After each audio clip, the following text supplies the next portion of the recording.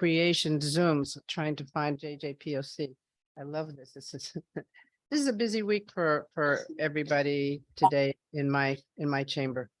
I want to thank you all for joining, and hopefully this will be an informative and smooth process for all of us.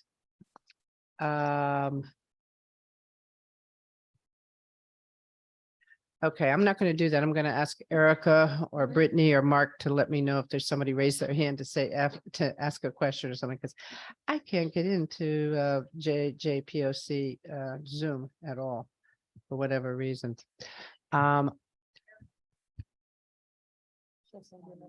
Okay, thank you. That would be wonderful. I'm going to ask my co-chair, does he have anything to say this morning or this afternoon? I don't know where I am. Morning, afternoon. No, to my co-chair Rep Walker, I don't have anything. I guess I always have something. I would just say thank you, everybody, for the continued work. I applaud my co-chair for the leadership and effort, stewardship of a robust agenda at the previous meeting. We made, I think, the right decision to hold on a vote on the remaining items until we had more time to prepare. So we have a docket of remaining items before us and great progress that we can make. Minutes. Excellent, excellent. So with that, I think the first thing on the agenda is I have to ask, first I want to move the minutes from the last meeting. And are there any questions about the minutes from the previous meeting? And that was January 16th? January 19th. Okay, January 19th. Are there any questions or comments or corrections to the January 19th meeting minutes? If not, may I have a motion to accept the minutes? It's been moved. Judge Carroll. And it's been seconded. Thank you. All in favor?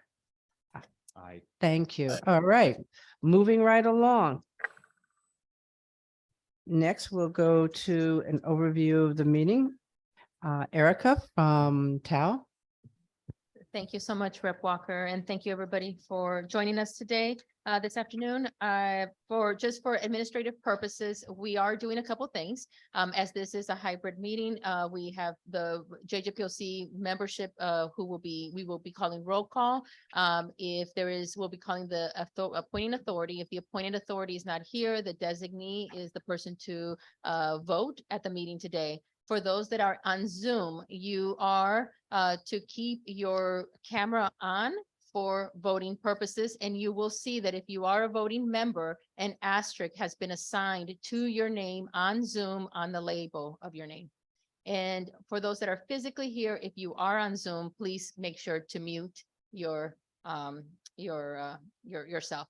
Lastly, we have received multiple comments that we need to speak louder into the microphone as people cannot hear, and especially as we move forward with the recommendations. And if there's any friendly amendments being offered, we need to be able to document that. And so please, I ask that you speak loudly into the microphone.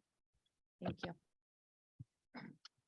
So as Rep Walker mentioned, for today, we have the continuation of the recommendations, voting of recommendations for incarceration work group, as well as the diversion work group recommendations. Depending on time, we do have two reports that are coming forward to you today from Public Act 19-187 from Department of Corrections and Judicial Branch Court Support Services Division. On that, we will move forward with the unless there's anything else, Rep Walker or Undersecretary. We can move forward with the incarceration work group. Judge Westbrook and Susan Hamilton, co-chairs of the incarceration work group. All right, good afternoon. Good afternoon. On behalf of the incarceration work group, I have recommendation number 1 to propose. The Department of Corrections shall develop in consultation with the Juvenile Justice Policy and Oversight Incarceration Subcommittee a commissary implementation plan and shall submit the plan to the Juvenile Justice Policy and Oversight Committee no later than July 1, 2023. The plan, which shall be implemented by the Department of Corrections for youth 17 and under no later than October 1st, 2023, and funded by the legislature and the governor, shall include: A, an integrated positive behavior motivation system to engage and reinforce positive youth behaviors and expectations that can be used as payment for commissary goods in place of a monetary system. Revisions of commissary policies and procedures to include the development and implementation of positive behavior motivation policies and procedures. C, increases in incentives in ways that promote good health and recognize the diverse range of ethnic groups, races, sexes, and cultural backgrounds. D, identification of those youth within the institution that do not currently have equitable access to commissary, including indigent youth, youth without family supports, and youth with disabilities for whom their disabilities are contributing to their lack of commissary, and implementing strategies for equitable access to commissary. E, incorporation of practices as noted in Public Act 22-188, which is the expanded access to feminine hygiene products, addressing access to menstrual products. F, consideration for the transition of SAVE commissary legislation, policy, fiscal allocations, and how those funds can be transitioned and accessed when a youth is transferred to an adult facility, and consideration for ongoing training and technical assistance. H, continuous quality improvement system for ongoing monitoring of the implementation of the plan. And I, twice yearly surveys or focus groups to obtain feedback from the youth within its facilities on the ways to improve its system. DOC in the interim, while awaiting implementation of the new plan, shall, as noted in 1D above, address strategies for equitable commissary options for youth with vulnerabilities. And that is recommendation number 1. I apologize. I did make one simple mistake. We need to call attendance. Sue? Yeah. Good afternoon, everyone. Representative Tony Walker. Undersecretary Mark Pelka. Present. Rep. Anthony Nolan. Representative Anthony Nolan, I believe you're on Zoom. Okay. Senator Jorge Cabrera. Senator Gary Winfield. Present. Ileana Puljos. Present. Senator John Kissel. Representative Craig Fishbein. Erica Bromley. Present. Thea Montanez. Present. Macklin Roman. Present. Rep. Ann Duffinius. Rep. Patrick Callahan. Mr. Hector Glenn. Present.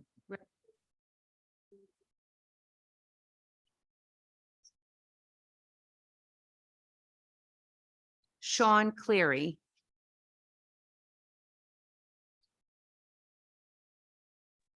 Present. Attorney Martha Stone. Present. Senator Catherine Austin. Miss Bernetta Henry. Representative Porter. Senator Eric Berthel. Representative Tammy Nuccio. Rep. Greg Howard. I'm here. Judge Patrick Carroll. Present. Judge Dawn Westbrook. Here. Mr. Gary Roberge. Ms. Ty Erickson. Present. Attorney Susan Hamilton. Charmise Walcott. Present. Commissioner Vanessa Durantis. Commissioner Durantis is unavailable today, so I'm here representing her. I'm Vinnie Russo. Okay, thanks, Vinny.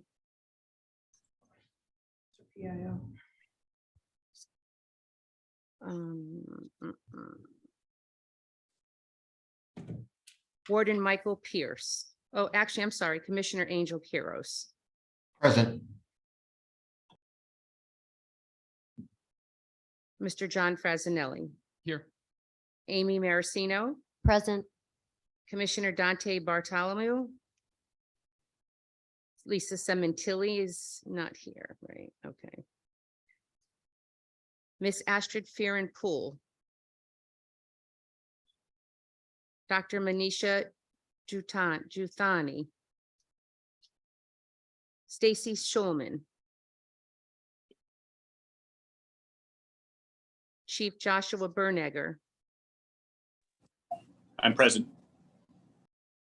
In for Chief Spagnolo is Kim Bennett. Joining us on Zoom. Kim. Veron Bulow. Present. Dr. Derek Gordon. Present. Rep. Vincent Candelora. Stephen Abignaro. Senator Kevin Kelly. Gwendolyn Samuel. Attorney Sarah Egan. Present. Attorney Natasha Pierre. Okay, thank you all. Kim Burnett said that she's here, but her microphone is not working, I guess. I don't know how that's going to help us because if we can't hear a vote. Right, let's Um, see. Okay, well, we'll forge ahead. No, you've got to be logged in on video. Okay, Okay, thank you, Rep. Walker and Undersecretary Marpelka. The recommendation one was presented by Judge Westbrook. Would you like to open it up for Yes. discussion? are there any discussions?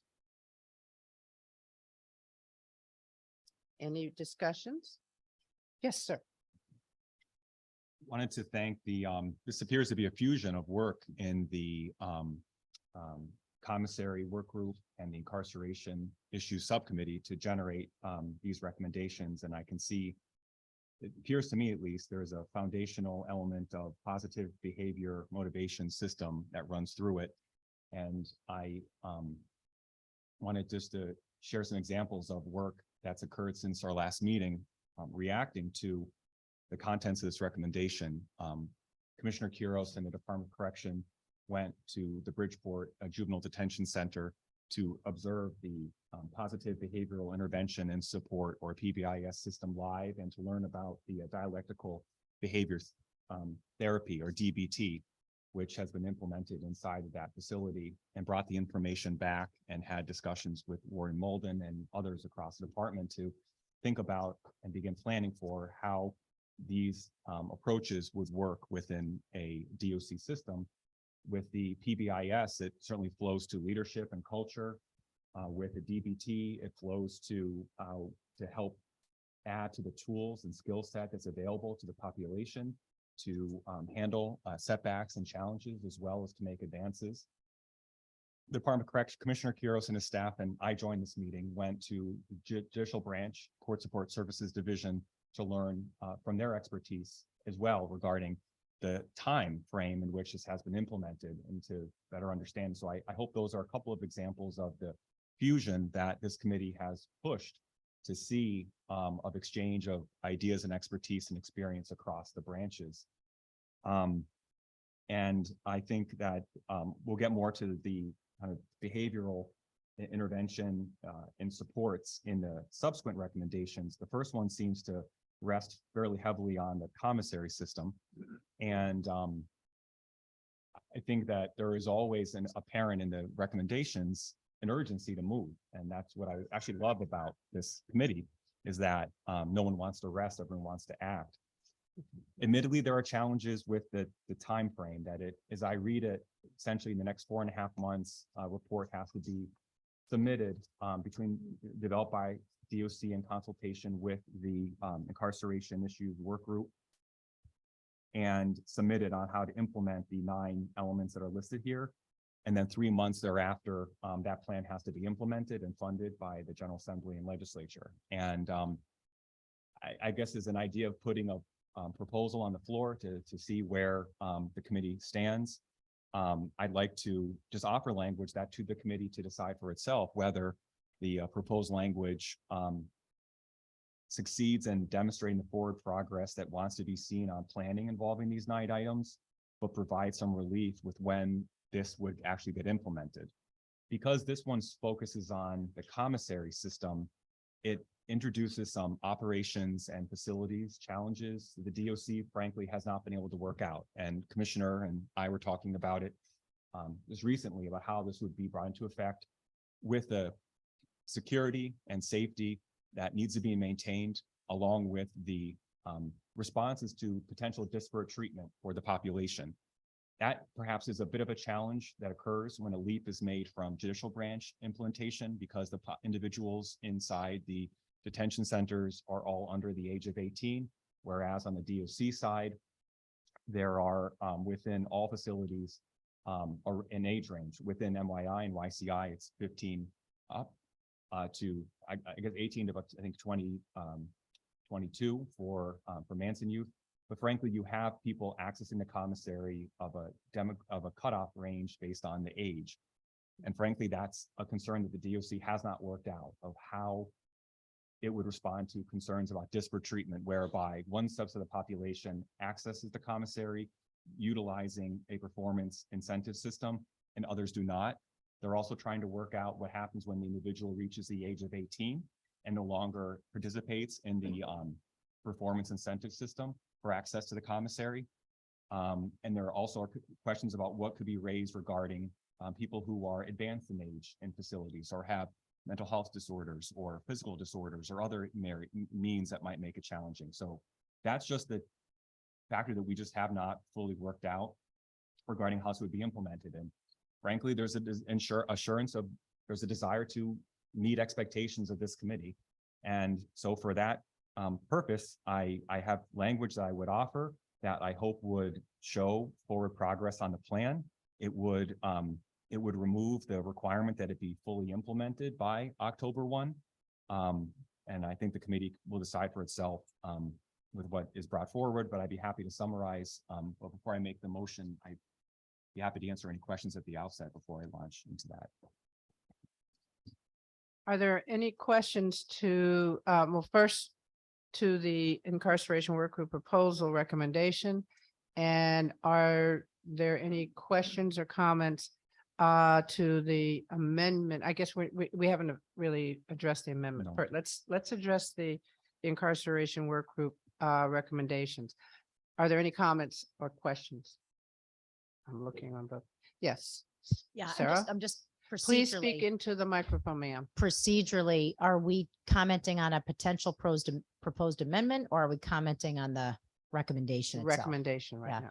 So, I mean, this will, I'm sure not surprise folks in the room, but we are at the OCA very, very strong supporters of the need to address commissary, which, is really about sort of the daily needs of the youth that are in the facility. I appreciate Undersecretary Pelka's remarks about going and seeing how things work on the judicial side, right? Because what we're really talking about is how do we meet the basic needs of kids in the facility, right? And we know, and you've heard me talk about the challenges that commissary places for kids, the tensions that it creates.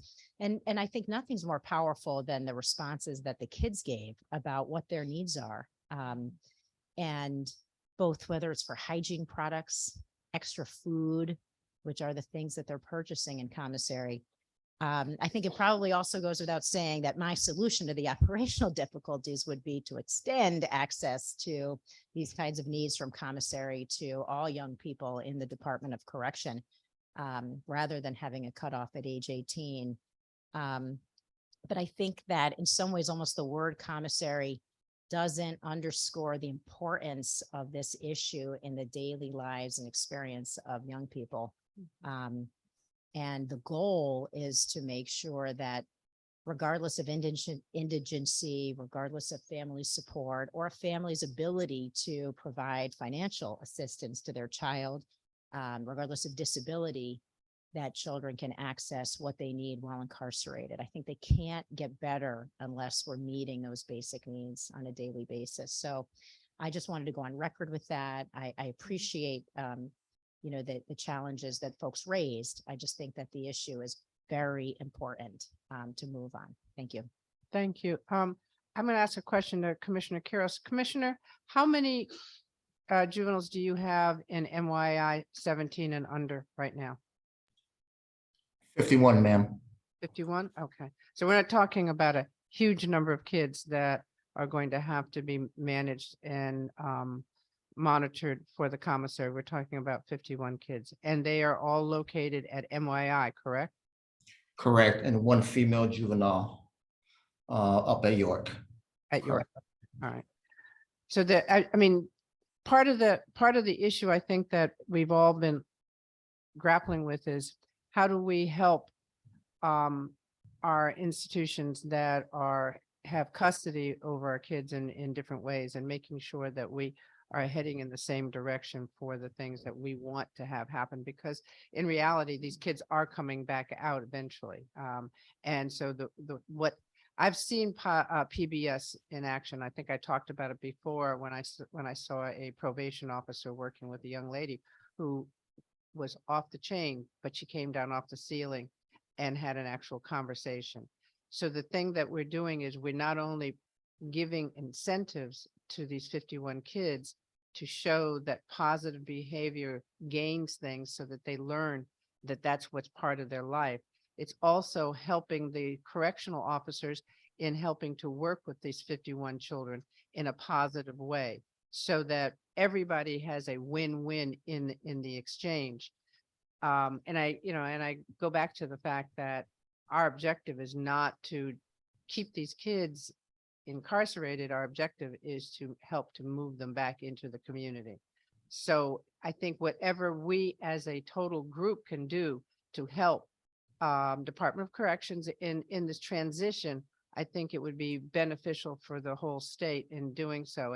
And I know that Court Supported Services Division has done it, and it's a different environment than what it is in incarceration, because it's 24/7 in MYI, and CSSD has more of a scheduled pattern.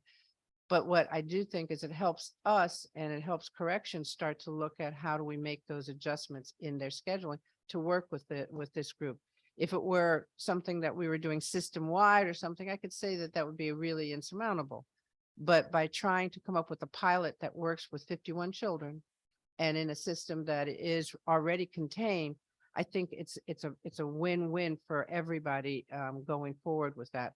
So I am very positive about this. That's really good. Positive, because it shows growth and it shows expectations of us to change the way we deliver these types of services for kids, to make sure that our path is going in the right direction. Are there any other comments?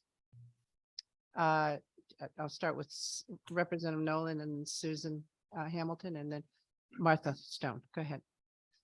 I just I have to really thank the working groups for what. One, I want to just thank the working groups for the hard work that they did to put into these recommendations, to know the time that was invested in with the agreements that came up in the work group.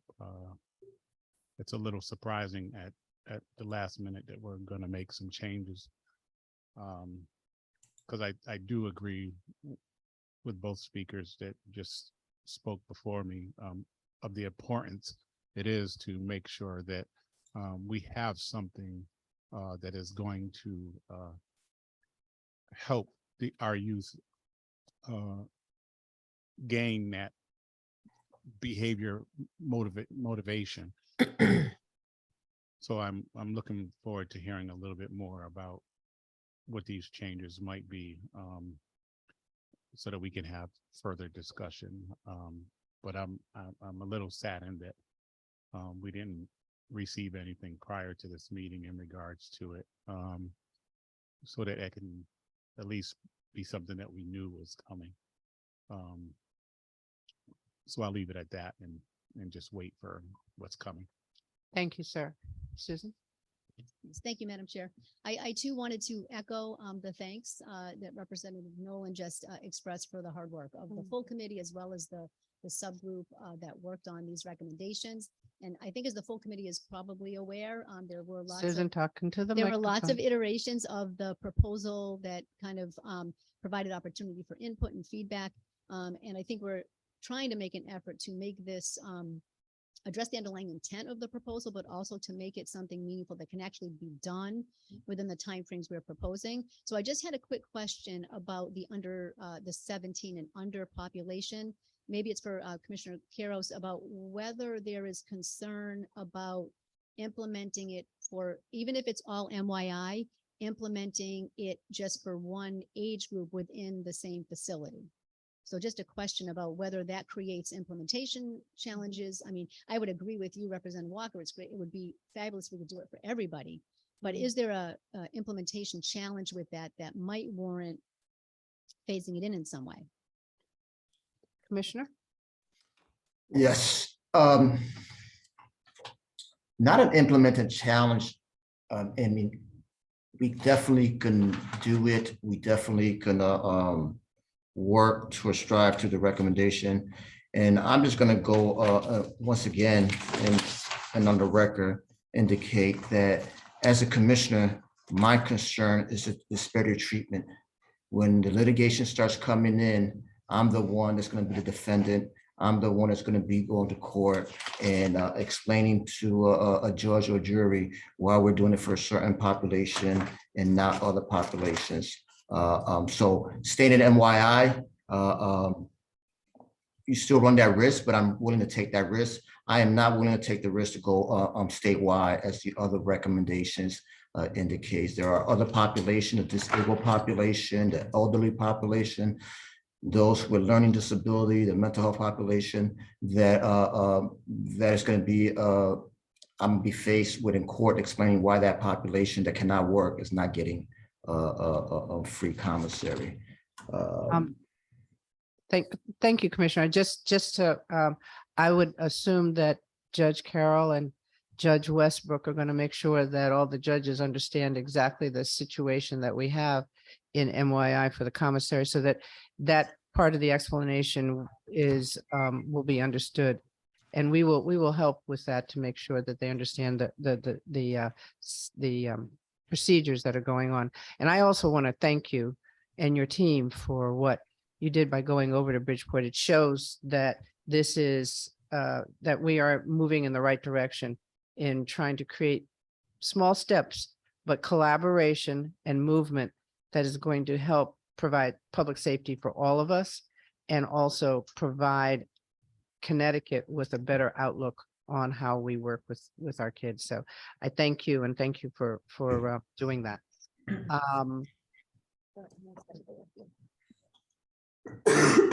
Susan, are you finished?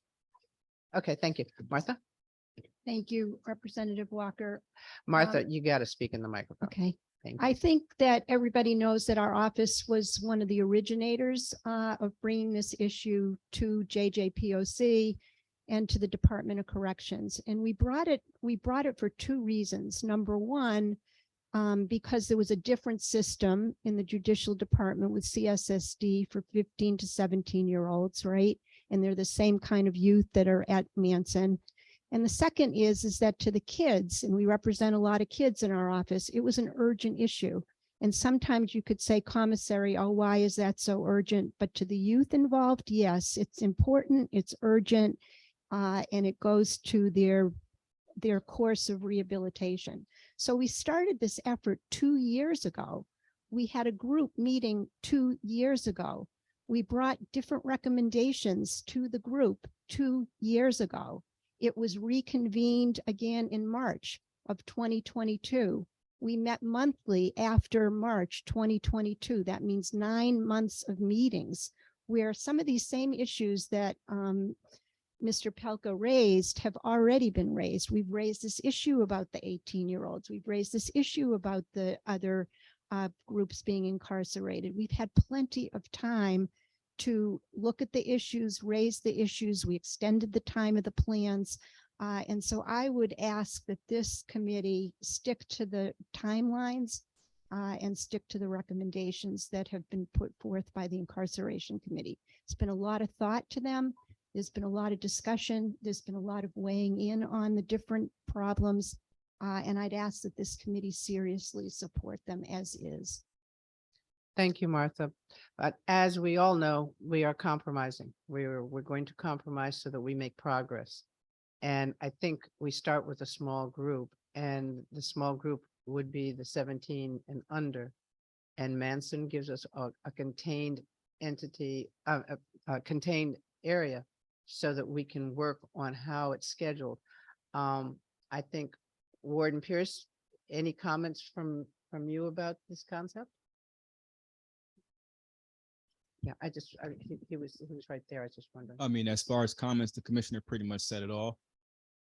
I don't have an issue with having it implemented in my city. I think that we can make it happen, but my concern again is that once they turn 18, they're out of those juvenile units, so they're not going to be afforded to the same things as everyone else is. Yep. So that's going to create a possible issue for me. I think that that's something we're going to address as we roll it out, because we don't know until we get to that point how we will handle that, and that's part of the process of creating the operational system. That's part of process of creating a new operational system. So I think all of us will be very happy and very willing to work with you and try and help you and Commissioner Quiros work in the scheduling and the whole process there. So I'm going to go to Senator Winfield. Thank you, Madam Chair. I have to ask a question because I'm confused now. So I thought we had an implementation problem, but what I heard from the commissioner was something different, right? That it wasn't an implementation problem. We could do this, but I'm not going to talk about the value of the reasons why he feels like it's not the time to do it currently, but a completely different reason for not doing it.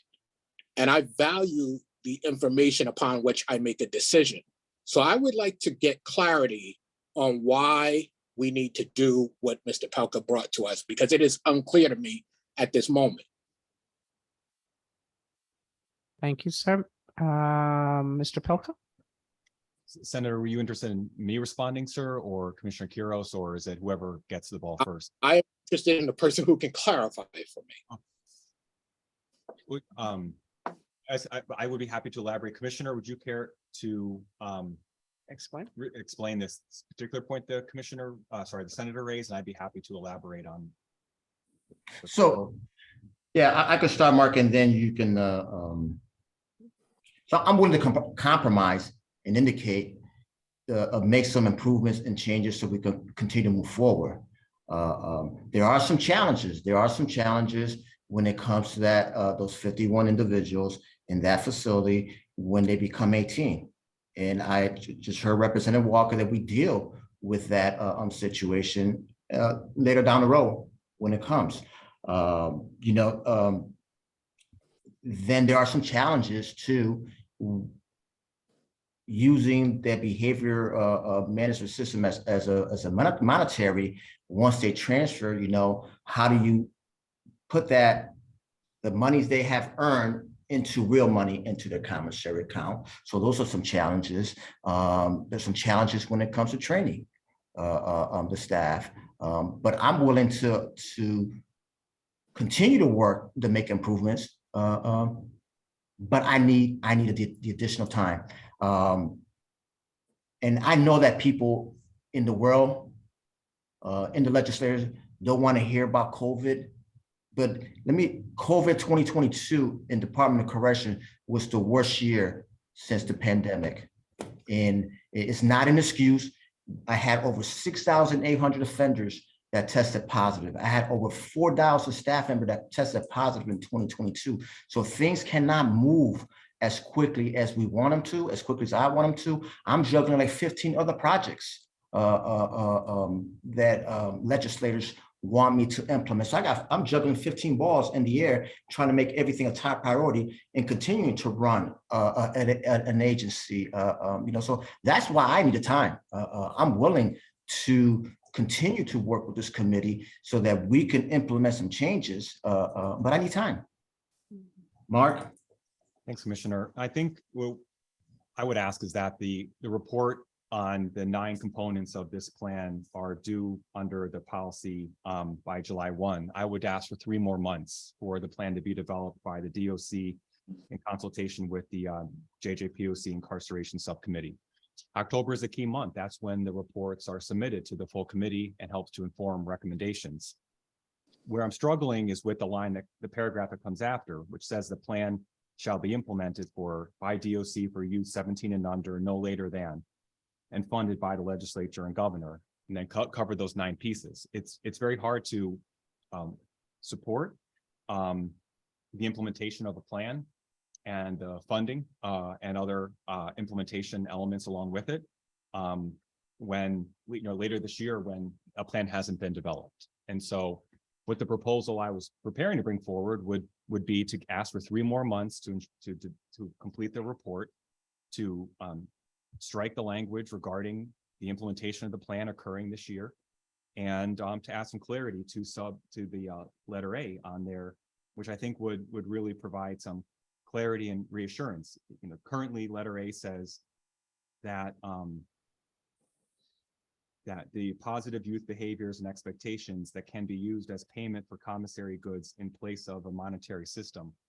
When I first read that, I interpreted that as a complete replacement of the commissary monetary system with the positive behavioral. And I think it sounds like if this could be refashioned to describe the establishment of a positive youth behavior and system with the addition, that would be much easier to implement. So I think that's what we're wrestling with, is the planning, the commitment's there, the work is there.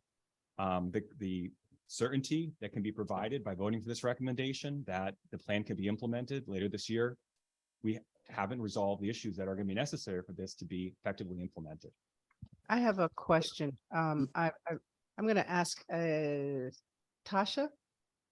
Madam, I'm sorry. Yeah, I'm sorry. I Oh, had yeah, go ahead. may I have a follow-up? Yep, go right ahead. Sorry, I forgot. It's okay. More clarity. So first a statement. I get the importance of COVID and what COVID did to the department. I think, Commissioner, I tried to do things to be helpful that were rejected. So I would beg to differ a little bit about the importance of COVID in the minds of legislators. Having said that, the 3-month delay, what does that do in your mind for how this would be funded? Would funding then come when? At what point would funding attach?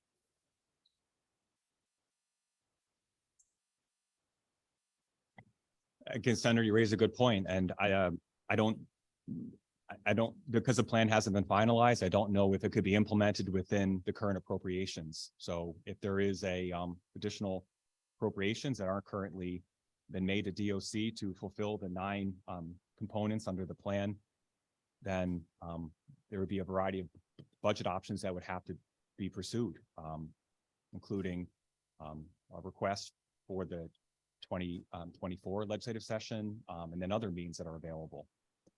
And the reason I ask is because it seems to me that what you are suggesting would mean that there would have to be a budget adjustment in the 2024 session, and the plan would never go into effect until sometime after that. The way language is written, probably at the earliest, we would be looking at June, July of 24, which is not 3 months, but that's a year, right? I guess the current proposal says that it goes into effect on October 1, and we Okay, know with 9, whatever. But I just want to be clear where we're talking about actually having the program running.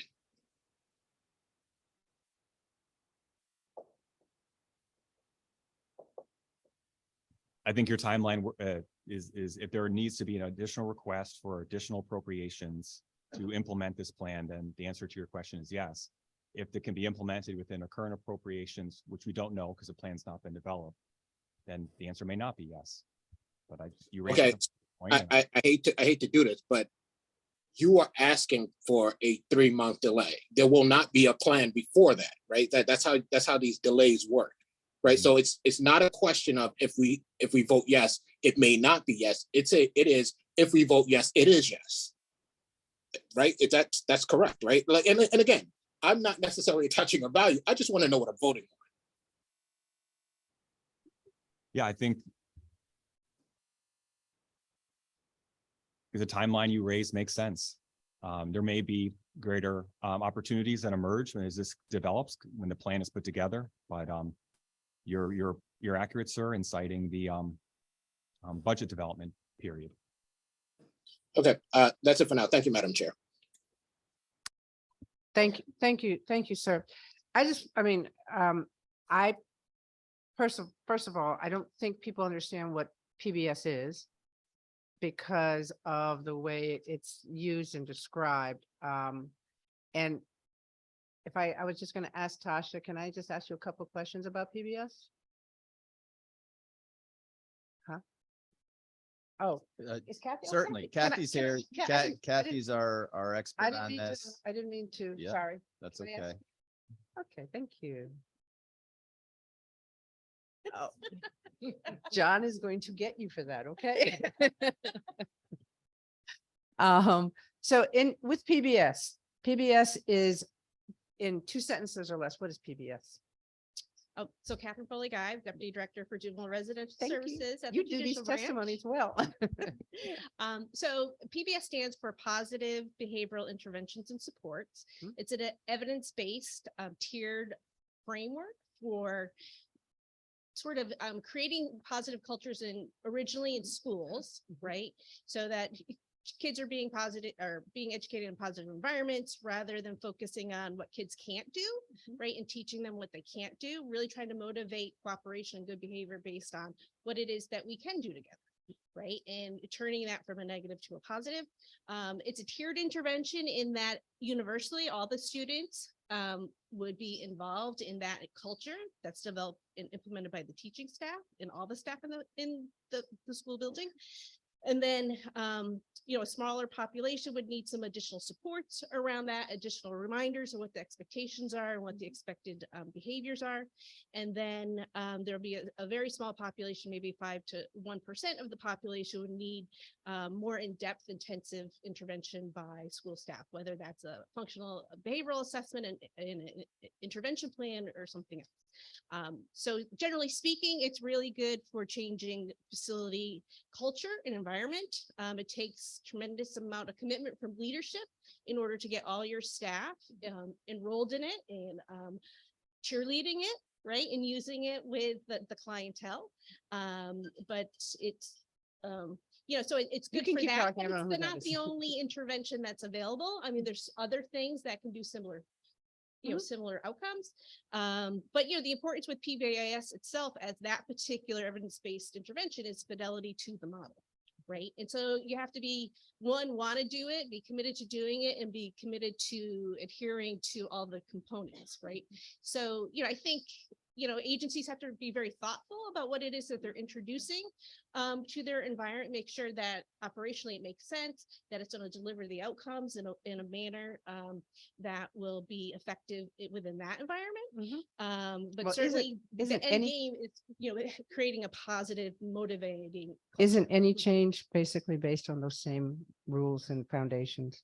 That leadership has to be part of the change agent in order for things to be adhered to and embraced by the staff, right? Yeah, absolutely. Okay. It's top down, but also bottom up. Correct. Staff becomes the team, Right. right? And they're on the ground, they're doing the intervention. Okay. And the other part that we all know is that we have continually looked at the numbers of kids recidivating in the system. We continually see the same sort of behavioral patterns coming from the kids that are coming into the system. So we have to change that path. We have to change that direction and how we work with them in order to make sure that hopefully they don't all come back. Correct? Yeah, I mean, certainly we Yeah. want to be as effective as possible. Right. But we have to figure out what makes the most sense within our system to be able to achieve that change. And you mentioned also that education is part of this too, correct? Yeah, it originated in education. So I guess we would then also talk with Mr. Worthy from the education group about how they would work and embrace this positive PBS working in that too also, correct? Yeah, everyone in the facility would be part of that culture change, whether it's education providers or medical providers, mental health providers, kitchen staff, maintenance staff, everybody would be involved.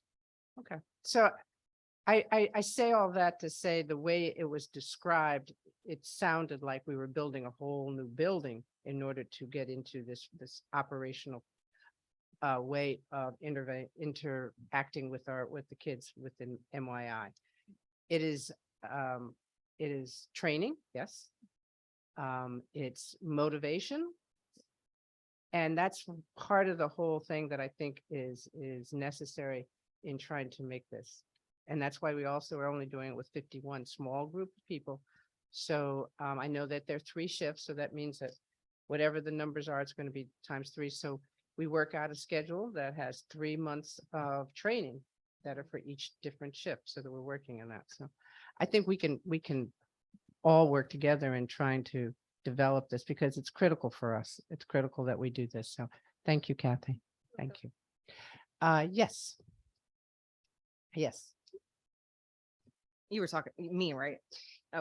No. No? Yes, Yeah. I was. Ileana with the Connecticut Justice Alliance. I Thank just wanted to add a couple of additional perspectives because I think one of the big points that was made in the beginning was the concern of the inequity between what the under 18 would be provided versus the over 18. And I know Yep. that this committee has had a lot of conversations about getting kids out of Department of Corrections Right. as a goal. Mhm. And I think we kind of lose sight of that when we talk about things like this, as if it'll be like a long-term forever needed thing in place. If the goal is to get the kids out of Department of Corrections, I wouldn't see why this commissary inequity would still be in place 5-10 years from now. I also think that just to highlight, like under 18 is a different population, no matter what, when they turn 18, their services might look different. Their programming might look different, where they're housed will be different. They're always going to be faced with an inequity while they're at Manson, whether they get transferred to Big Cheshire after they turn 18 or whatever the case may be. So I just wanted to put that on record and kind of get that out there as another perspective to think about. And then I think Martha made a really good point in terms of the fact that we've been having this conversation for over 2 years. I would support doubling up on meetings versus expanding the timeline further down the road. Okay. So I just wanted to share that. Thank you. Thank you. Any other comments or suggestions? Yes, John? I'm not going to add anything to Kathy, other than to say that it is a systems-based approach, right? I mean, it's everybody in the buildings need to be on board. So to implement the tiered system. But I will ask, CREC is specifically mentioned in the recommendation, and I wonder if CREC has been engaged in this and if they believe that PBIS implementation with fidelity is something that's doable and if they're available for that training from now until the implementation. Thanks. Correct. Who is? So sorry, Erica Nowakowski. As we worked with the work group, when we obtained information and resources from our partners at CSSD, as they had implemented this several years back, we had looked at that information. So that was just meant to be as an example, not necessarily that that's the one entity. So it could be could be a possible entity that can provide support to the group as they're implementing the implementation plan. Mark? I want to add, Madam Chair, that I believe that CSSD provided some technical assistance providers that it has worked with on PBIS so that DOC could contact that entity and learn more about what John had just mentioned, which is how could that model be applied within the DOC setting.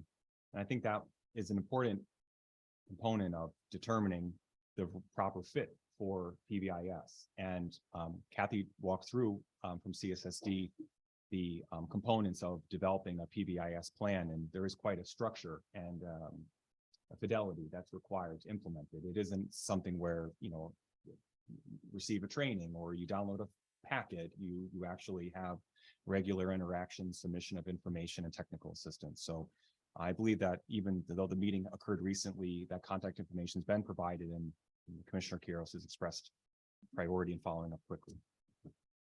All right. We do have a lot more to go, so I would like to move on, but Representative Nolan, is this urgent or? Kind of. Go ahead. I really just want to follow up on what In the microphone, Senator, I Representative. just want to kind of follow up on what Ileana was saying about the amount of time that it's taken us to get to this point. The 2-year process. Yeah, I just think it's critical that we understand what we invested in this so far, and how important it is for us to move forward and not be delayed by 3 months. And I know the commissioner said his hands were full. He's got several other projects going on. But Commissioner, I'm going to recommend that you delegate, that you make sure that your staff be given more responsibility for this, maybe, because, you know, this is something that I think we really need to hit hard on. And I remember when we asked, I don't know, maybe back mid-year or even a year ago about the staffing, and you didn't put in for more staffing, or that wasn't one of your priorities. So I'm baffled by your hands being full, and you juggling 15 other projects. And I understand that, you know, you have a big responsibility, but I got to ask you, how are you delegating things to try and make sure that something like this can happen? we're going to provide that support that he needs so that he can get that. And we'll leave it. Yeah, and I think that's important, because I don't want you at wit's end up there and thinking that we're not here trying to give you the support. And I only say it out loud because you said out loud that you were juggling 15 projects. So it made me feel like you were at wit's end with the amount of stuff that you have on your plate. So I don't want to let you think that that's not a concern for us. We will provide you for that staff if you let us know what staff you need for that. We will help in appropriations subcommittee. Representative Walker, can I make a comment? Respond back quickly. It's not, the issue is not about delegating. I delegate just about everything. The issue is how far you expand that rubber band and keep delegating to your staff, and every project is a priority. Every project has a time frame that is tight. Every project is competing with every project.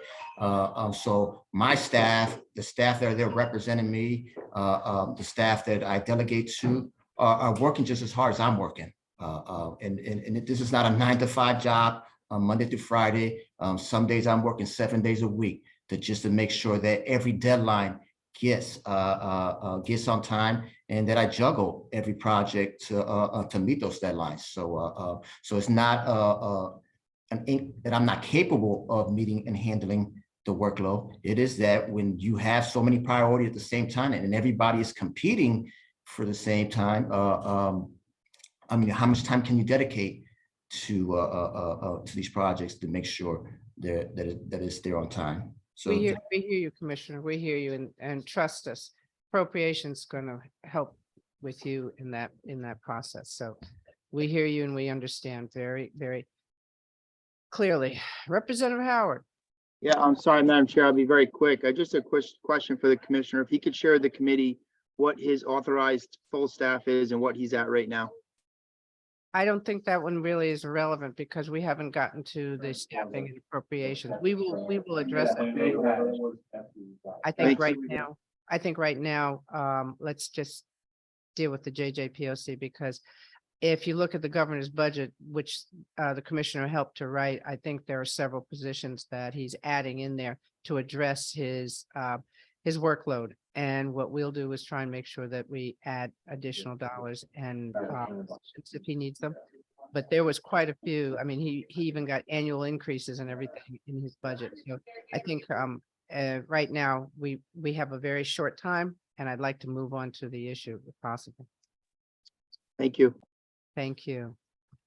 All right. The question is, do we accept the recommendation and vote on the recommendation, or do we provide a time element? I mean, a time change in there. The language has a time point of no later than October 1st, 23. We are now in the month of February. If we said this started in March, that would give you 6 months to do the lineups, the training and everything that is necessary. It only says that the shall be implemented. Implementation has a varying range. It does not necessarily mean that the person walks through the door and immediately gets it. It means that there is a plan and expected time that things are going to happen. So we understand that. So the question is, do we feel that October 1st is the best date, or do we want to add on anything? I ask brevity, please, from people if they have comments or anything so that we can move on to the other items that we have. So no speeches, please. Hands, any comments? Madam Yes. Chair, just a point of clarification, the Yeah. plan would be July 1st, 2023. Right. And the implementation would be October. October 1st, yeah. I apologize, yep. Any comments, Mark? Oh. Martha, I'm sorry. I would move that we take a vote on the recommendation Okay, as yeah. is. Okay. Mark? You want to, go ahead. I think I alluded to the motion, so I'll make it and ask for, well, I guess I'll need to ask first if there's a, I'd like to make a motion to make for a proposed amendment to recommendation 1. And what would you, what is your recommendation? The at the first paragraph. Mhm. Following JJPOC Incarceration Subcommittee, a commissary implementation plan, add for youth 17 and under. That will focus on our desire to begin with that population and then expand out from there. Doesn't that say that in the plan shall be implemented DOC for youth 17 and under? Oh, sorry. I meant the paragraph above where that's not currently listed. So it's sort of the But it says the plan. let's see here. Well, I think the line you pointed to, Madam Chair, it refers to the implementation. I think that's the concern that I've been raising, is that it's the July 1, the plan is ready, and then 3 months later, it has to be implemented. So if the interpretation of implementation can be longer, then, because you mentioned that I interpreted implemented by as effective date on. If the committee would, be willing to interpret the implemented as, the report is submitted and then the implementation continues from there. That would be, I interpreted the implemented by as an effective date, so we could avoid. It's will of the group. Yes, Susan.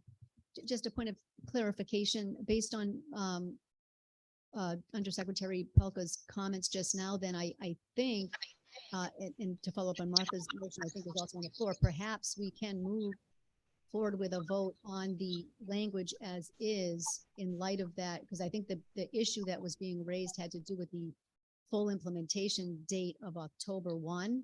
Am I really, to Undersecretary Pelka, does that clarify things a little bit for you? It does. If You would like the first to say no later than, instead of July 1st, 23, you would like it to say October 1st? No, oh, I'm sorry. no, I think he's saying he's okay with the language, of the proposal as is, in light of the word implementation. Am I right about that, Undersecretary? yeah, Pelka? I think so. If I first saw implemented by as goes into effect by, if the plan can be developed and the implementation can follow from there, that would be a different understanding than I had earlier, and something that's Okay, more reasonable.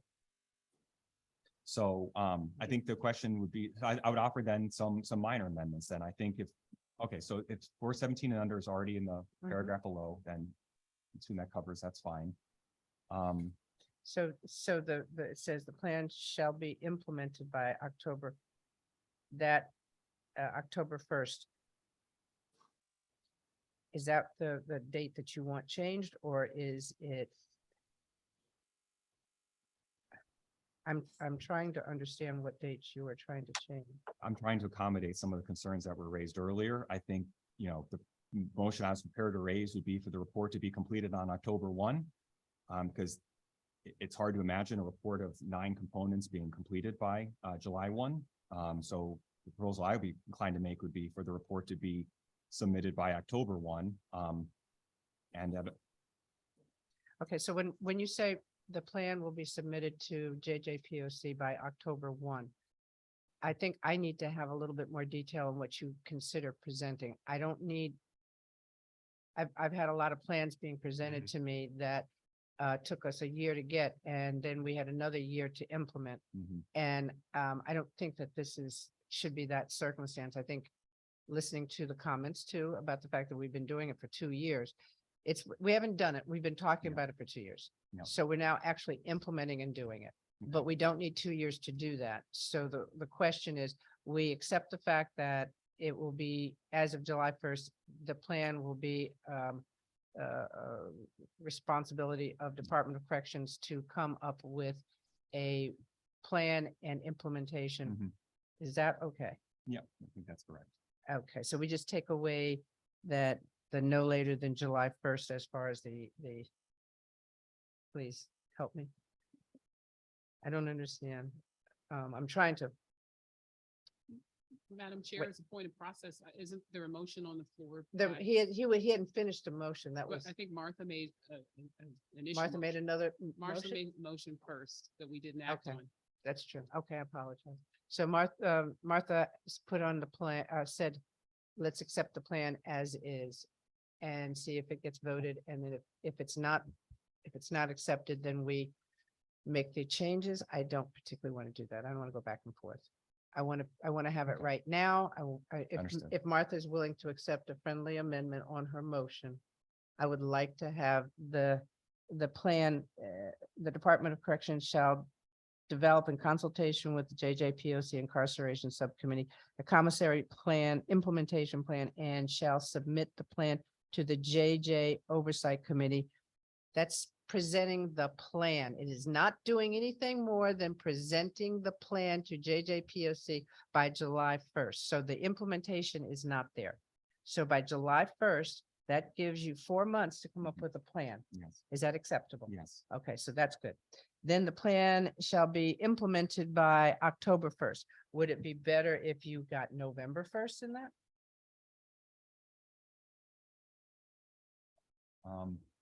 Well, I understand implementation is being underway. Yes. So I'll accept 30 more, 30 more would days. be much appreciated, man. Thank you. All right.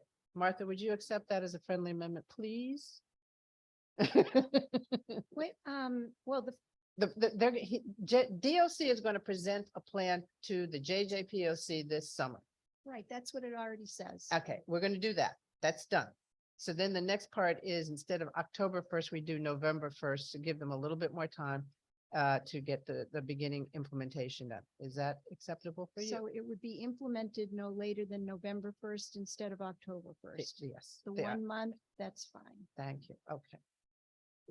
Okay. Madam Chair, may I ask one clear, just as I think the discussion on implementation helped to avoid a problem, please ask to Attorney Stone. Letter A, that sentence ends by saying that can be used as payment for commissary goods in place of a monetary system. Can that be part of the design? Yes, that should stay the way it is. That was the intent. Okay. It would help, through Madam Chair, if instead of place of could be stricken and replaced with addition to. In place of and use addition to? No, because the whole point was that we weren't going to use a monetary system for commissary. That was CSSD doesn't use a monetary system, and we did not want DOC to either, because it hurts kids that don't have money. And then they rely on families that don't have money either to give them money for commissary. That was the whole point of changing. Their this whole positive system. behavior is their money. Yeah. So when you put money into it, then it becomes a totally different process, that you're buying behavior as opposed to them earning behavior. I think I would just note that we're moving forward, and I will indicate that there are an array of issues that will have to be worked through as it moves forward. I can list them now, but I think it would just take up time. So Can we now move forward with what we have? The change is from October 1st to November 1st. Madam Administrator, would you call the roll, please? Oh, sorry. Oh, I'm sorry. So if they did I second it. Okay. I'm not supposed to second it. Thank you. Erica, did you want to mention the other names of the call twice? Okay. Rep. Tony Walker. Tony votes in the affirmative. Tony Walker votes in the affirmative, sorry. Undersecretary Mark Pelka. Yes. Mark, yes. Rep. Anthony Nolan. Rep. Nolan, yes. Rep. Nolan, yes. Senator Gary Winfield. Senator Winfield in the affirmative. Senator Winfield, yes. Ileana Fuljos. Ileana, yes. Ileana, yes. Thea Montanez. Thea, yes. Thea, yes. Erica Bromley. Erica Bromley, yes. Erica, yes. Sean Cleary. Sean Cleary, yes.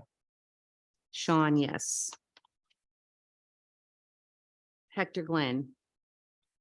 Hector, yes. Hector, yes. Macklin Roman. Macklin Roman, yes. Macklin, yes. Martha Stone. Martha Stone, yes. Martha Stone, yes. Greg Howard. Greg Howard. Judge Patrick Carroll. Judge Carroll, yes. Judge Carroll, yes. Judge Don Westbrook. Judge Westbrook, yes. Judge Westbrook, yes. Gary Roberge. Roberge, yes. Susan Hamilton. Susan Hamilton, yes. Susan, yes. Charmise Walcott. Walcott, yes. Charmise, yes. Vinnie Russo. Vinnie Russo, yes. Vinnie, yes. Commissioner Angel Kiros. Yes. Commissioner, yes. Mr. John Frasinelli. Pressinelli, yes. John, yes. Amy Maricino. Amy, yes. Amy, yes. Astrid Fair and Pool.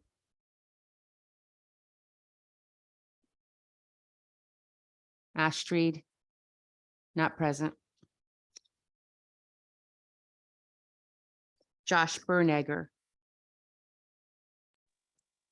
Josh Berniger, yes. Josh Bernegger, yes. Kim Bennett.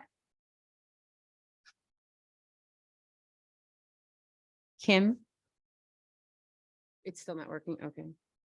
Baron Bulow. Baron Bolier, yes. Baron, yes. Derek Gordon. Derek Gordon, yes. Derek, yes. Sarah Egan. Yes. Sarah, yes. Natasha, no, okay, that's it. Thank you. Feel badly. Kim cannot get her audio to work. Okay, so we're moving on. And as we look at the incarceration workroom, the recommendations, recommendation 2 is going to be part of the work that's going to happen with the item that we just voted on. I know it's not exactly the same, but it is. And recommendation 3 will come afterwards, once we take one stage at a time and dealing with the 17-year-olds and under. So we're going to move on to recommendation 4. And it's reentry. Okay, Martha, thank you. brief. Brief, very brief. Martha Stone, Director of the Center for Children's Advocacy. I'm here with my co-chair. I'm co-chair of the reentry subgroup of JJPOC Incarceration Committee, and I'm here with my co-chair Eulalia Garcia from the Department of Correction. The recommendation here is to develop a plan with 3 agencies, DOC, DCF, and CSSD. Up to this point in time, JJPOC is focused a lot on the front end of the system. This is one of the major recommendations, looking at the back end of the system. It has a few components that I'd like to emphasize. One is that the date of the plan would be submitted by October 1. Secondly, it requires looking at models around the country, which I think is important for us in Connecticut. Number 3, it delineates the components in a coordinated fashion that will look for the first time to coordinate education, employment, housing, mental health, mentors, restorative justice components, etc. It also requires a quality assurance framework from the very beginning. And lastly, and importantly, it requires the funding to be considered and delineated. So those are the components of the plan. It would be developed with by the 3 state agencies in cooperation with the Reentry Subcommittee, as well as the CEW Subcommittee and the Education Subcommittee and the Incarceration JJPOC. Thank you, Martha. That was really brief. That's a lot of people that I would I would say that we would love to have all those people working there, but I think that it's got to be a little tweaked a little bit on that. It's a little over the top. But may I ask, have a friendly amendment? Could I move that October 1st to November 1st? Yes. Thank you. And I know it's just a plan, but you've got a cast of thousands. There's a big difference when you have a room of 150 people and a room of just 40 people to try and make a consensus. So that's why I moved it out 30 more days. I may move it out a little further because you're not going to get consensus from everybody, but that's okay. I'll be optimistic for you. So may I have a motion to on my friendly amendment of changing the date to November 1st, 2023. May I have a motion? moved. So moved. And second? Second. It's been moved and seconded. All those in favor? Okay, now let's move on to the item itself. Are there any more questions or comments? If not, Madam Administrator, please call the roll. Okay. Tony, Tony votes in the affirmative. Tony, yes. Mark, Yes. Mark, yes. Anthony, Nolan, Nolan in the affirmative. Nolan, yes. Senator Jorge Cabrera. Jorge Cabrera, not present. Gary Winfield. Gary Winfield. He was there. Yeah. Ileana, yes. Ileana, yes. Senator John Kissel. Senator John Kissel, not present. Rep. Craig Fishbein. Rep. Craig Fishbein, not present. Erica Bromley. Erica Bromley, yes. Erica, yes. Thea Montanez. Thea, yes. Thea, yes. Sean. Sean Cleary. Yes. Sean, yes. Rep. Ann Delphinius. Ann Delphinius, not present. Hector Glenn. Hector, yes. Hector, yes. Rep. Jillian Gilchrist. Rep. Jillian Gilchrist, not present. Macklin Roman. Macklin, yes. Macklin, yes. Martha Stone. Yes. Martha, yes. Senator Catherine Austin. Miss Bernetta Henry. Not present. Rep. Porter. Rep. Porter. Not present. Senator Eric Berthel. Eric Berthel, not present. Greg Howard. Greg Howard. Not present. Judge Patrick Carroll. Judge Carroll, yes. Judge Carroll, yes. Judge Dawn Westbrook. Westbrook, yes. Judge Westbrook, yes. Gary Roberge. Roberge, yes. Ty Erickson. Yes. Ty Erickson, yes. Susan Hamilton, Hamilton, yes. Hamilton, yes. Charmise Walcott, Walcott, yes. Walcott, yes. Vinnie Russo, Yes. Russo, yes. Commissioner Angel Kiros, Yes. Kiros, yes. John Frasinelli, Brasinelli, yes. Frasinelli, yes. Amy Maricino, Yes. Amy, yes. Lisa Cementilli. Lisa Cementilli, not present. Astrid Farren Poole. Astrid Farren Poole, not present. Stacy Schulman. Not present. Chief Josh Bernegger. Chief Bernegger. Not present. Kim Bennett.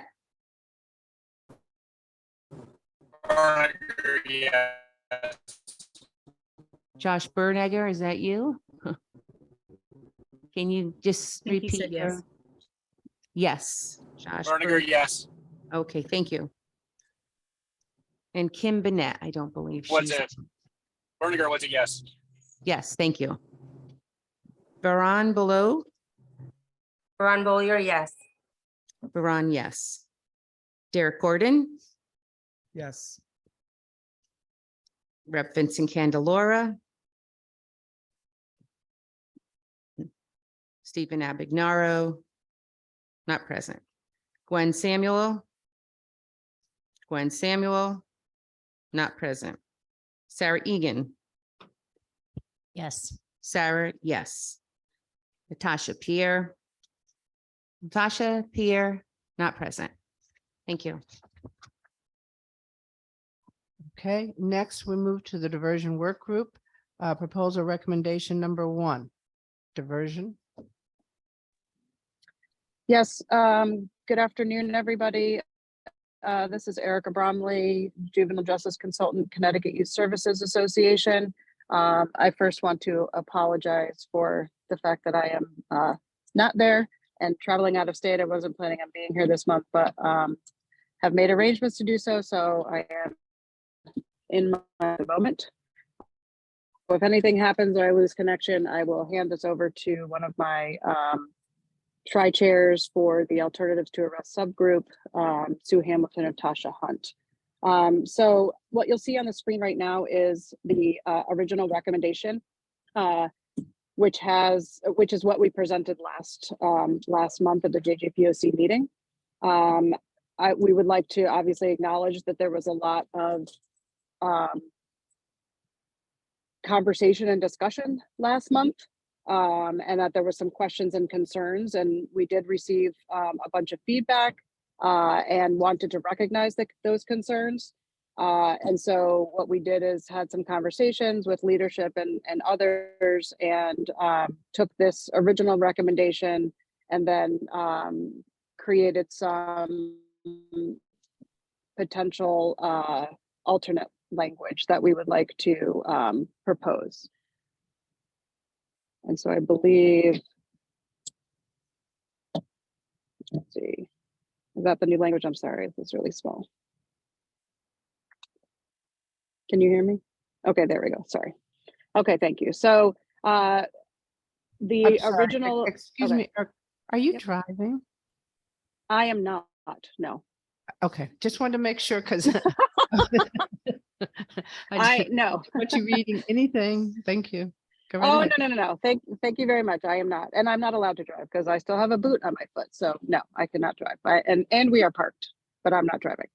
And so, I did want to just obviously remind the group that this was part of a larger recommendation that we discussed this last month, that has gone through several iterations. And this is the most recent iteration that we would like to present to the group, where what we have done is we have created more of a phased in approach and split up some of the original behaviors that were part of the original language, so that the following offenses shall be automatically diverted pre-arrest to the community-based diversion system. or other services for first and second time offenses. This would allow law enforcement, schools, and other systems to refer children to a youth service bureau, juvenile review board, or other community-based agencies in lieu of arrest, and would also permit the agencies to send the case back to the referring entity for further action, including referral to court if the services are unsuccessful.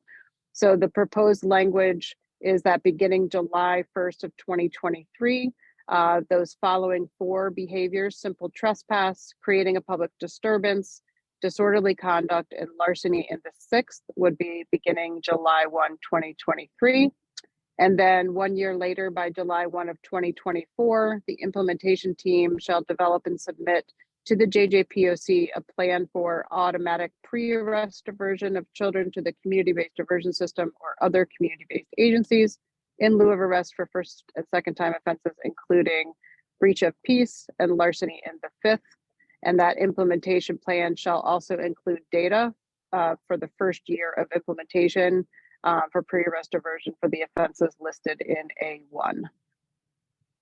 So that is the recommended amendment. And so at this point, Madam Chair, I'm not sure how we want to do it. If someone wants to make a motion to amend the recommendation to the proposed language. Okay, first of all, you're moving the amendment, correct? Erica, you moved Yes, the amendment. yes, yes, yep. Thank you. Okay, so you're moving it. May I have a support, a support for the amendment that is being moved?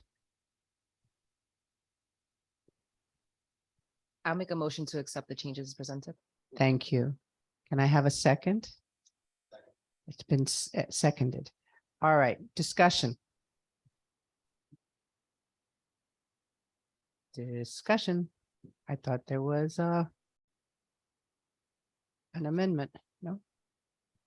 Thanks, Madam Chair. Okay. Please, I'll just break the ice. Okay, do you have an amendment? Oh, pardon me. I'm sorry. No more amendments. No. No more. amendments. I never know. Just a comment. Okay, okay, go right ahead, Mike. I'm sorry. Go. No, go break the I have ice. nothing much groundbreaking to say, but I wanted to thank the tri-chairs for continuing the conversation. I mentioned beginning of the meeting how I agreed with Madam Chair's decision to kind of halt the progression of the discussion. Questions and concerns have been raised, and including by me. I included them in the written input that we submit in December on the JJPOC recommendations, and I've had a sustained dialogue with the tri-chairs going back a while in the written comments and ever since. And I'm still not at the place of feeling very 100% comfortable with it, but I think that's how compromise feels. And I like the elements that we're moving forward on to kind of strengthen the YSBs and JRBs. This recommendation increases our dependence on them as a critical part of our juvenile justice system. And I'm looking forward to work during this session to support that continued effort, because this policy will only work if we make the continued commitment to improving and strengthening these diversion programs. Essentially, what this is doing is relying on these local programs to work with the young people to conduct the screen, identify their needs, and refer them to the appropriate services. I am having a hard time letting go. I think that what the judicial branch is doing with its establishment of the risk and need-based assessment is effective. But I recognize this is movement, and I think for many of the committee members may feel this is considerable movement that's occurred since 1 month ago. And I want to 1 hour ago, that's true. And I want to remain involved during the future work on this, and therefore I'm going to vote yes for it, and look forward to being part of continued efforts to make this be successful. Thank you. Are there any other comments? Representative Nolan. I just want to, again, thank everybody for that Herculean work that you did. In the microphone, Representative Nolan, in the microphone. Once again, I want to thank the working group for the Herculean work that they've done to make this happen. And just to mention, sometimes change is challenging, but it's the correct measure to make to improve what we're trying to improve and to help make our youth more successful than they have been in the past. And it's just something that I'm looking forward to seeing continue when it comes to JJPOC doing the great things that we all come together to do for our youth. So In thank the you. microphone, Representative Nolan. That's it, Madam Chair. Thank you. Yes, go ahead. Thank you, Madam Chair. I do just want to speak out and I agree with what Undersecretary Pelka said. It's great work by the tri-chairs. It's a lot of work. I do want to point out for the group that larceny in the 6th degree does have a threshold of $500. Larceny in the 5th degree has a threshold of $1,000. Those are significant numbers. DCJ's concern with this proposal is in the amount of services that are available to ISBs and JRBs. It is inconsistent around the state. And I will highlight that the Office of Juvenile Probation is doing excellent work in their reevaluation surveys and how they serve our youth.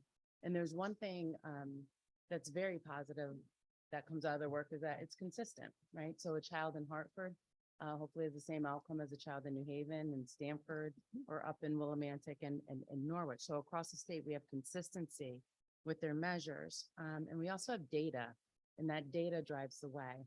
With the proposal as it's written right now, with the alternative beginning July 1, 2023. Could you speak into the microphone? I'm please? sorry. With the proposals as they are right now, beginning July 1, 2023, reducing it to the 4 charges: simple trespass, creating a public disturbance, disorderly conduct, and larceny 6, that does help.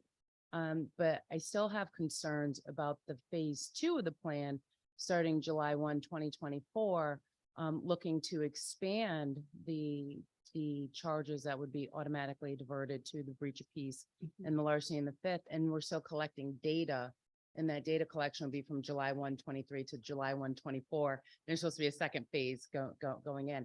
There's no time to analyze, collect, or review that data and see how things are going. And so for DCJ, it's the lack of consistency across the state for the youth in relation to the JRBs and the YRBs. I thank you for your comments, and I think my chair and I, co-chair and I, we agree with you, and we are looking into the delivery system, and that's something that is going to be a paramount issue that's going to happen going forward this year.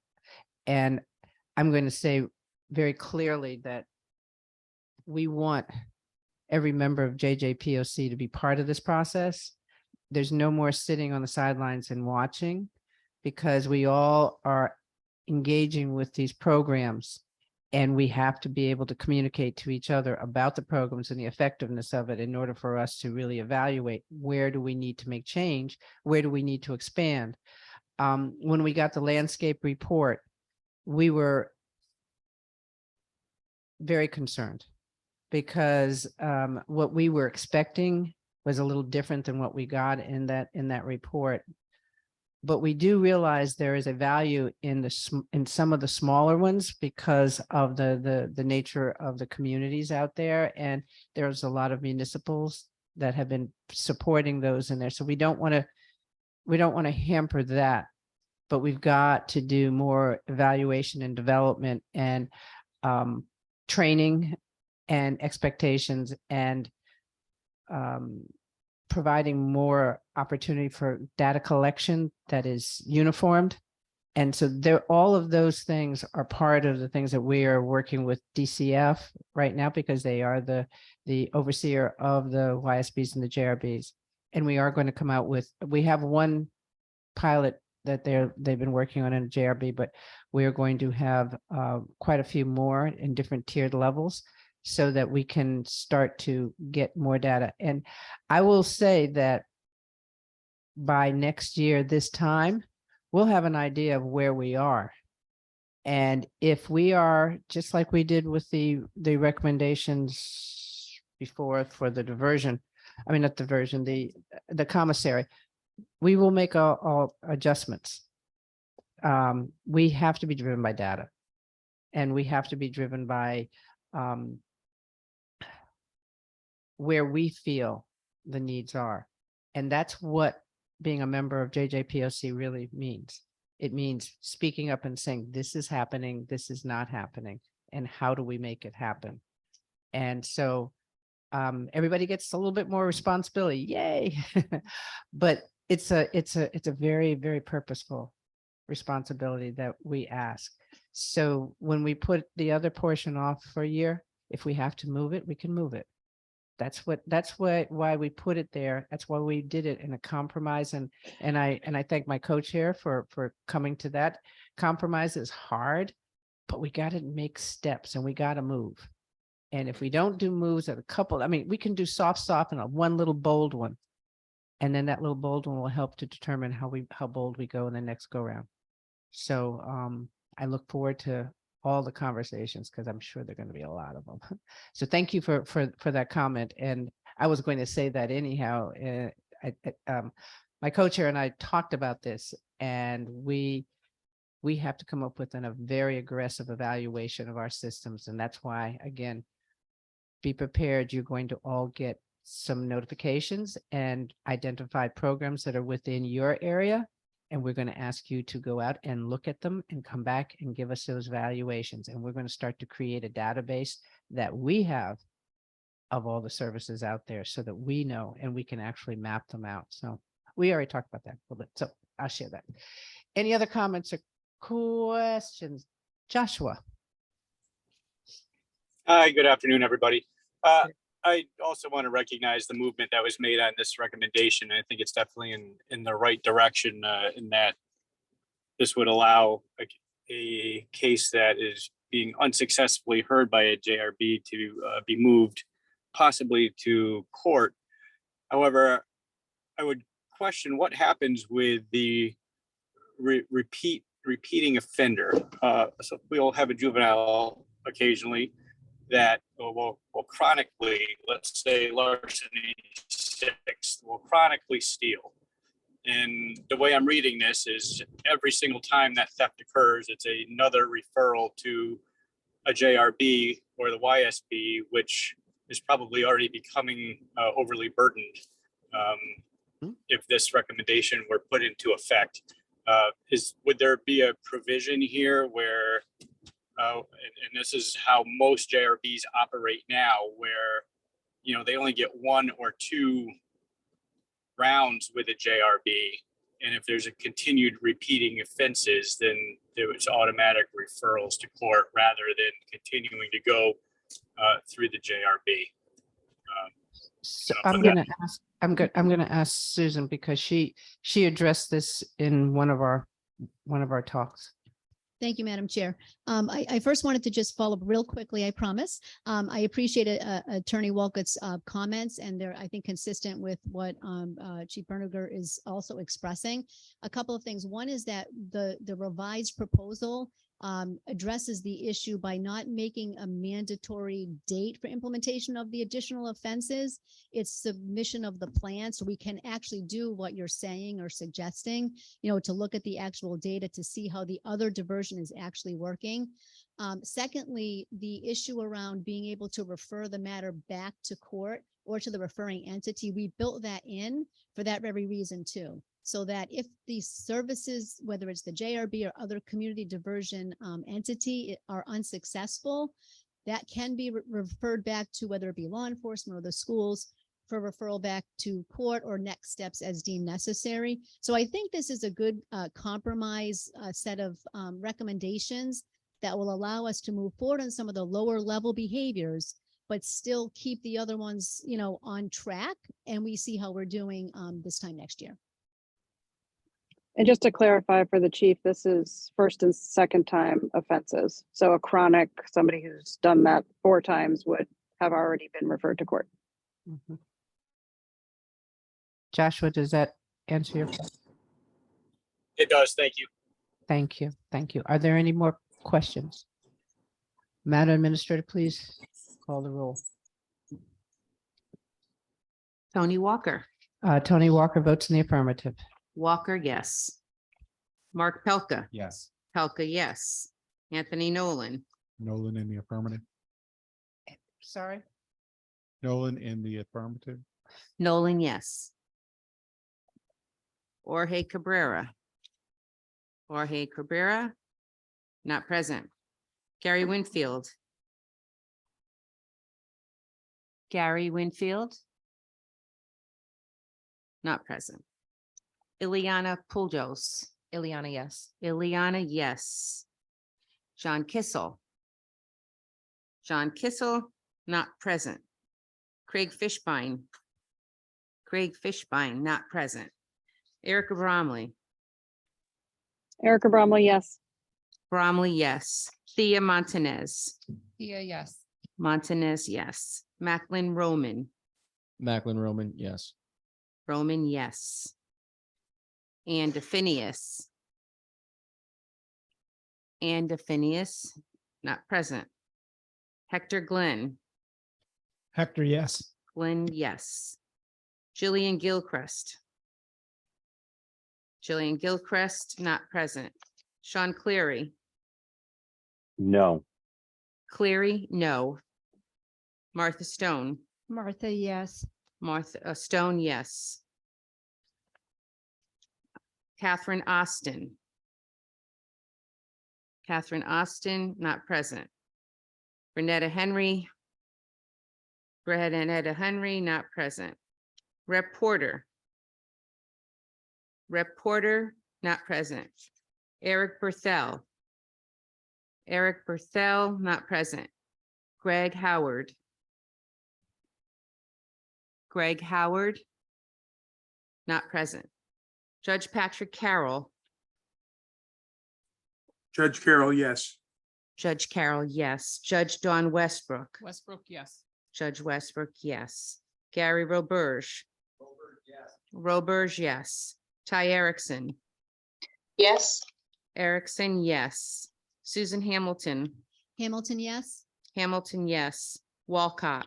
Walcott, no. Walcott, no. Vinnie Russo. Russo, yes. Commissioner Angel Keros. Yes. Keros, yes. John Fresinelli. Pressinelli, yes. Frasinelli, yes. Amy Maricino. Yes. Maricino, yes. Lisa Cementilli. Lisa Cementilli, not present. Astrid Farren-Poole. Astrid Farren-Poole, not present. Stacy Schulman. Stacy Schulman, not present. Chief Joshua Bernegger. No. Bernegger, no. Kim Bennett. Kim Bennett is unavailable with her speaker. Varen Bollier. Bollier, yes.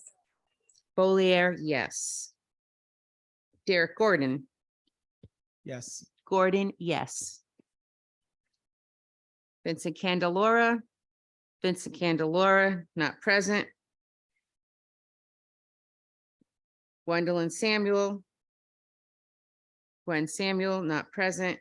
Sarah Egan. Yes. Egan, yes. Natasha Pierre. Natasha Pierre, not present.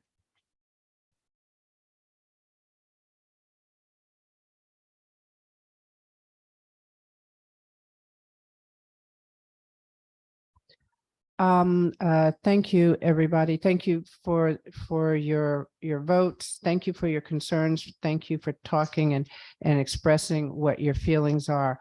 I hope that in future, we're going to all have a big sigh of relief, because change is hard, but it's necessary for our society.